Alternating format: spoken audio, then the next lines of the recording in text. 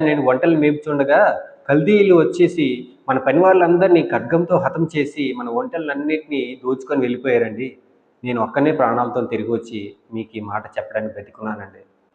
ఈ మూడో వాడు ఈ యొక్క వార్త చెప్పడం పూర్తవ్వక మునిపే ఇంకొక పనివాడు గాబర గాబర పరిగెట్టుకొని వచ్చి అతని ముఖంలో విచారం, ఒక రకమైన బాధ, ఏడుపు.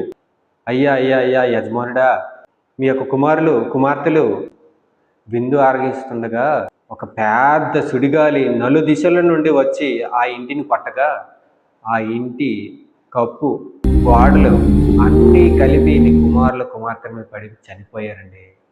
ఈ మాటలు విన్న ఈ మహాభక్తిపరుడైన యోబు తన వస్త్రములు చింపుకొని మోకాళ్ళ మీద పడి బిగ్గరగా అరిచి తన తలవెంట్రులు కురిగించుకొని సాష్టాంగపడి యెహోవా సన్నిధిలో ప్రార్థిస్తున్నాడండి.